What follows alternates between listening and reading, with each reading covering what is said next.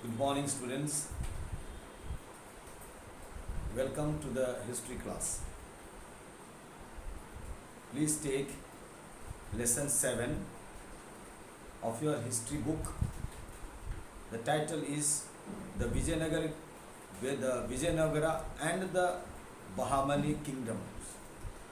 The Vijayanagara and the Bahamani Kingdoms.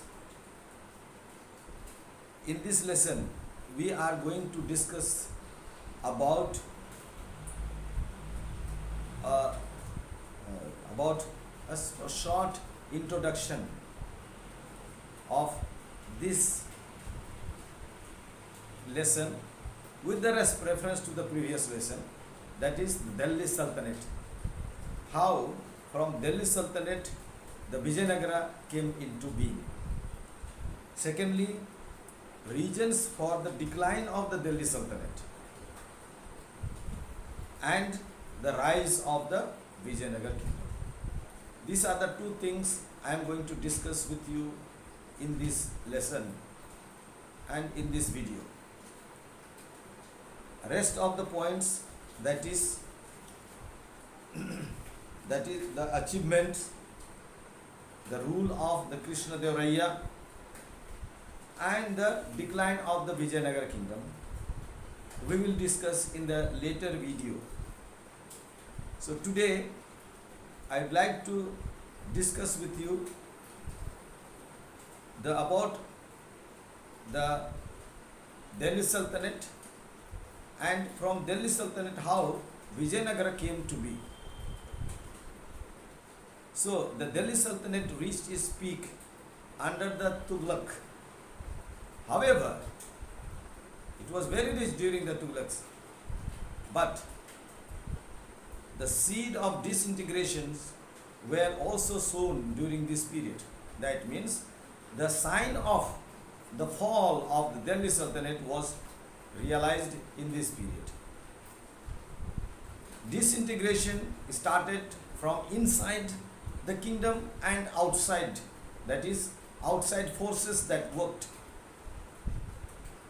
the invaders and the rebellions, and also the internal rebellions among the nobles, among the rulers. And so, this was the first thing that is seen during the Tughlaq dynasty in Delhi Sultanate. Now, what are the reasons for the decline? Here it is stated. Number one, Muhammad bin Tughlaq can personally be the head, accountable. Muhammad bin Tughlaq was personally being accountable for the decline of the Sultanate. Why? Because he posted the governors, second point, he posted the governors in the distant provinces and never had contact with them, no interaction with them. And so slowly the rebellions started coming up. And so the sense of central authority was lost. That was not felt. Number third point, Delhi Sultanate, where Delhi Sultans were not very popular with their subject. They were their subjects, that means the people, did not know much about the Sultans.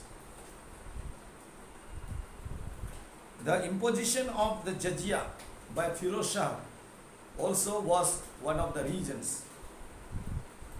Firoz Shah Tughlaq may have been the benevolent,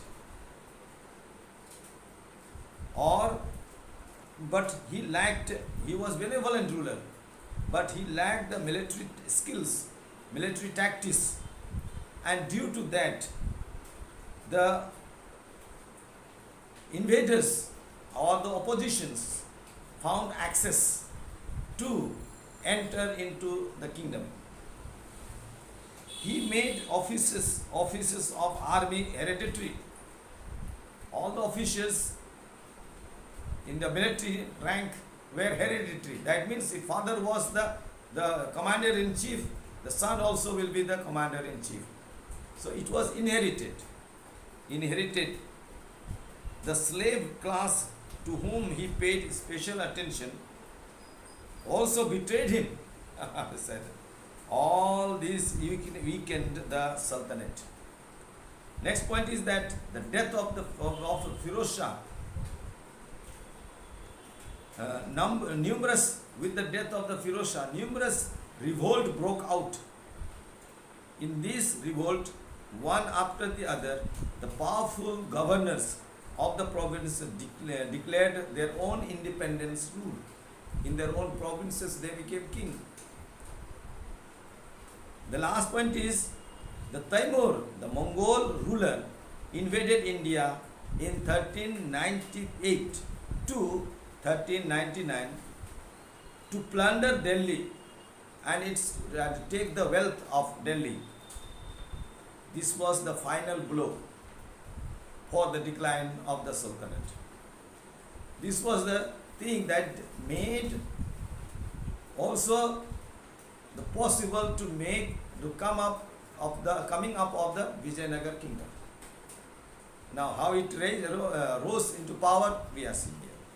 When Muhammad bin Tughlaq campaigned in Warangal and defeated the rulers of Kampili, two officers of the king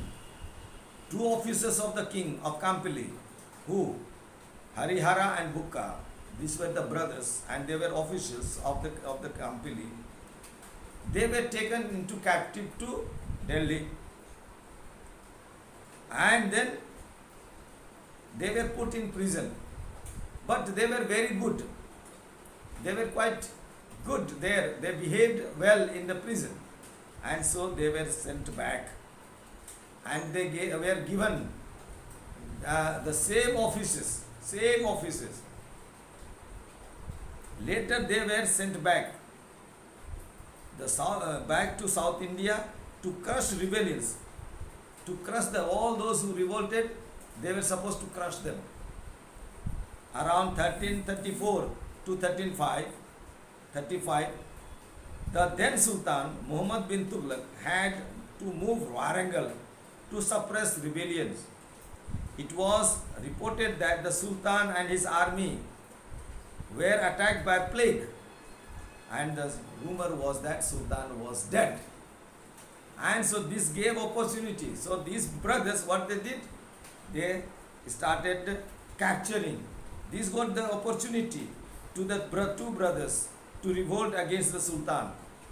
Soon Warangal came under their power, and Harihara and Bukka, they built the city of Vijayanagar, the city of victory. This is why they started building up. And he was not in scene, Muhammad bin Tughlaq.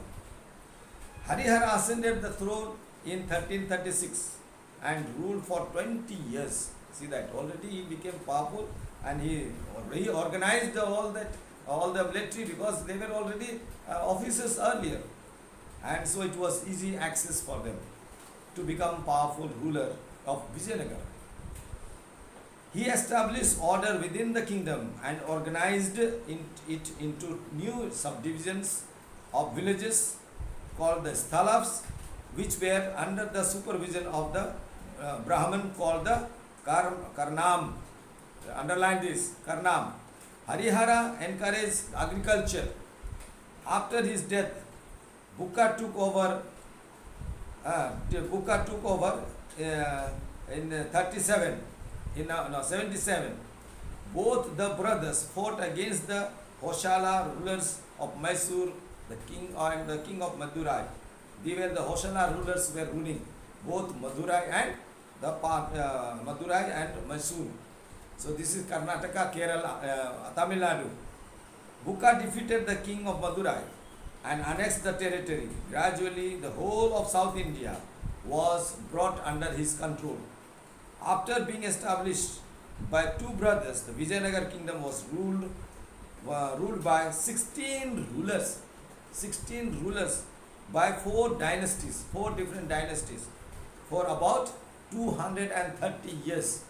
Among them, who were there? 4 dynasties were Sangama dynasty, that ruled 1336 to 1485. The Saluva dynasty ruled from 1485 to 1505. The Tuluva dynasty ruled for about from 1505 to 1565, and the Arividu dynasty, the final dynasty, 1542 to 1646. So among them, the Krishna Deva Raya was the glorious one who belonged to the Saluva dynasty. No, Taluva dynasty, not Saluva, Taluva dynasty it belonged. So we will see in the next video about Krishna Deva Raya, his administration.